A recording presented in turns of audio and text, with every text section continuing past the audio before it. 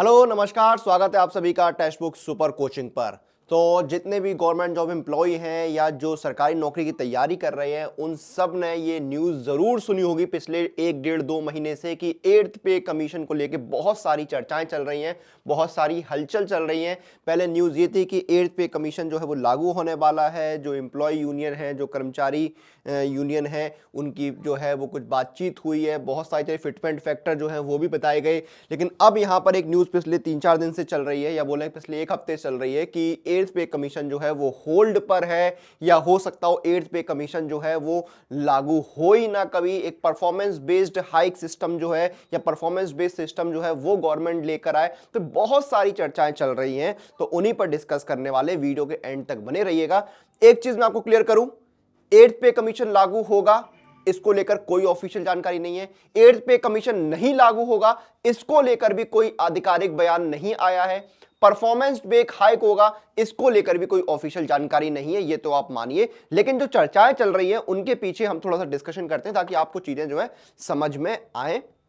ठीक है, अब देखिए जो यहां पर अब न्यूज अभी जो चल रही है कि भाई 8th पे कमीशन जो नहीं आएगा, अब उसके पीछे क्या वजह है कि हाल ही में देखिए यहां पर एक जो मिनिस्टर हैं राज्यसभा, पंकज चौधरी जी, उन्होंने राज्यसभा में एक सवाल का जवाब देते हुए यहां पर कहा कि भाई अभी जो है केंद्र सरकार का कोई भी प्लान नहीं है 8वें वेतन आयोग के गठन को लेकर, या अभी कोई भी जो है वो चर्चा नहीं चल रही है 8वें वेतन आयोग को लेकर।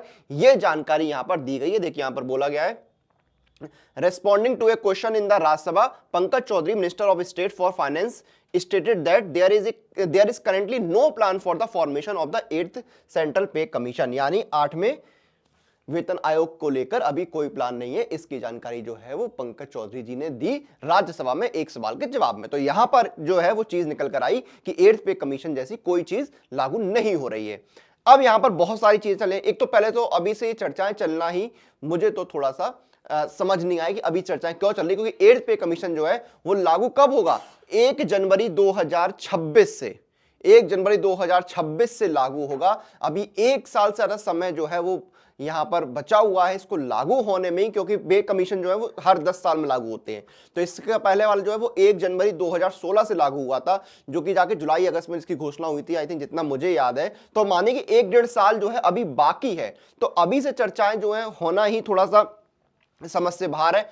उसके बाद देखिए अब एक चीज आती है परफॉर्मेंस बेस्ड हाइक, इसको लेकर चर्चा शुरू हो गई कि 8th पे कमीशन इसलिए नहीं आएगा क्योंकि गवर्नमेंट जो है एक परफॉर्मेंस बेस्ड हाइक का सिस्टम बनाना चाहती है। इसके कई सारी चीजें यहां पर जो है इसमें जो है वो समझी जा रही है। तो government may adopt a performance based system for one tied of to inflation rates. This would allow for regular salary adjustment without waiting for a decade।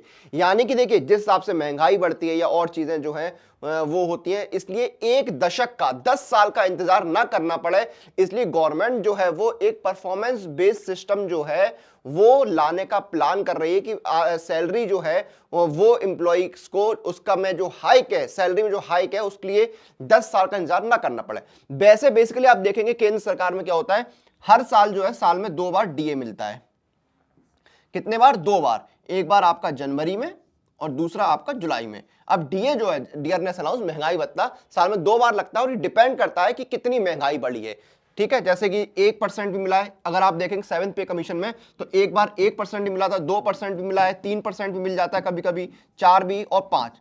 जितना मुझे पता है कि 7th पे कमीशन में जो हाईएस्ट डीए का परसेंट रहा है वो 5% रहा है। ठीक है, अभी 53% पे चल रहा है। ठीक है, फिर आपको क्या है यहां पर साल में एक बार इंक्रीमेंट मिलता है 3% का। ठीक है, अगर आपकी मान लो बेसिक पे 100 रुपए है तो वो 3 रुपए बढ़ जाएगी 3% के हिसाब से। आपको जो डीए वो भी बेसिक पे पर पड़ता है, इसलिए गवर्नमेंट जो है परफॉर्मेंस बेस्ड हाइक का जो है सिस्टम लाने प्लान कर रही है। और ये भी चर्चाएं हैं, मैं आपको फिर से बता दूं, आप लोग इसको जो है नकारात्मक मत लीजिएगा, ये सिर्फ चर्चाएं हैं, लेकिन जो चर्चाएं चल रही हैं उनको मैं यहां पर क्लियर करने आया हूं।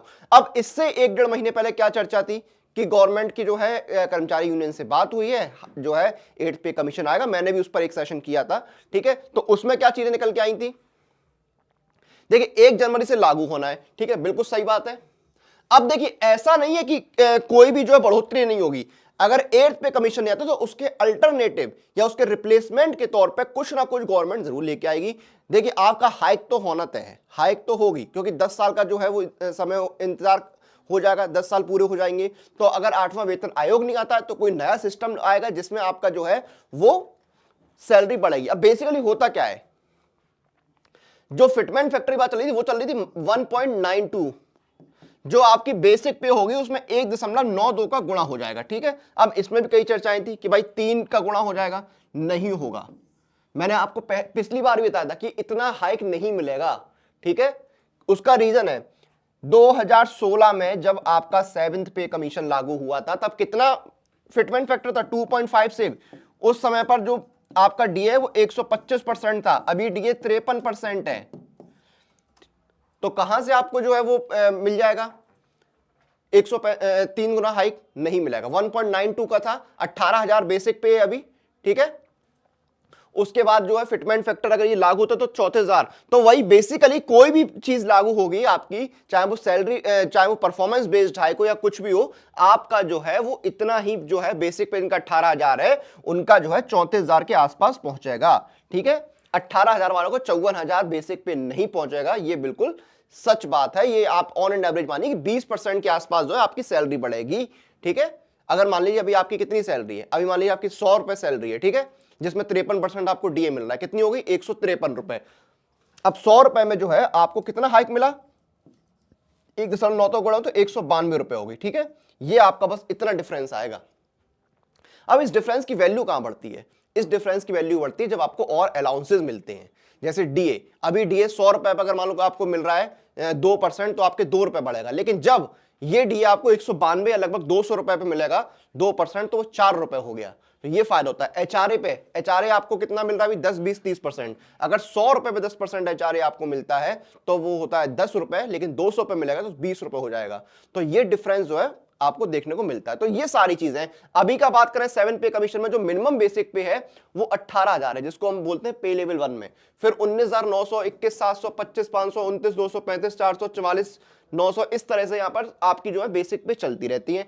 इन्हीं में आपका जो है मानिए ये जो है आपके शुरू हो जाएंगे, आपका जो है 34,000 हो जाएगा, 39,000 हो जाएगा, हाँ 41,000 हो जाएगा, इस तरह से आपके जो है बढ़ेंगे। तो ये सारी चीजें यहां पर चल रही हैं।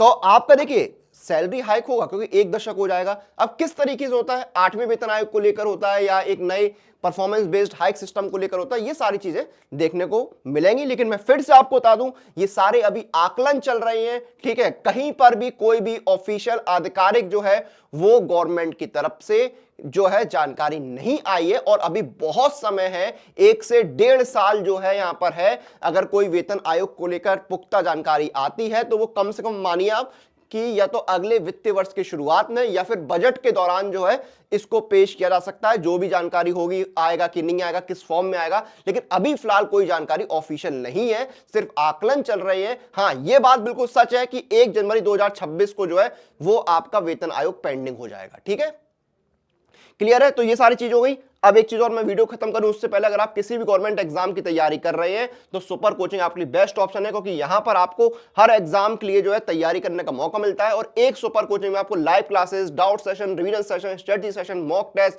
प्रैक्टिस क्वेश्चन, सब कुछ यहां पर जो है वो मिलता है। और जब भी आप किसी सुपर कोचिंग में एनरोल करें तो कूपन कोड लगाइएगा अनुराग, ANURAG। ये कूपन कोड लगाइए तो आपको इंस्टेंट डिस्काउंट मिल जाएगा। कैसे आपको डिस्काउंट लेना है वो मैं आपको बता देता हूं। तो देखिए आप कैसे, मान लीजिए एसएससी सीजीएल का सुपर कोचिंग है, तो इसको आपको डिस्काउंट कैसे लेना है? डिस्काउंट के लिए आपको क्या करना है, अप्लाई कूपन में जाना है, कूपन कोड लगाना है अनुराग, ANURAG। ये कूपन कोड लगा के अप्लाई करना है, आपको डिस्काउंट मिल जाएगा। ये देखिए 15-26 रुपए 24 महीने का SSC CGL guarantee selection programme आपको मिल रहा है। तो जाइए इन ऑफर्स का मौके का लाभ उठाइए, तैयारी शुरू करिए। कूपन कोड अनुराग लगाना है। वीडियो को खत्म करेंगे, आपके मन में कोई सवाल है, कोई डाउट है, आप किसी स्पेसिफिक टॉपिक पर वीडियो चाहते हैं, यहाँ पर डिटेल वीडियो चाहते हैं, तो कमेंट करके जरूर बताइएगा। मैं पूरी कोशिश करूंगा आपके लिए उस टॉपिक पर वीडियो लाने की। फिलहाल इस वीडियो को हम यहाँ पर खत्म करेंगे, आपसे फिर मुलाकात होगी। टिल देन आप लोग अपनी एग्जाम प्रिपरेशन और अपडेट के लिए टेक्स्ट बुक के साथ बने रहिए।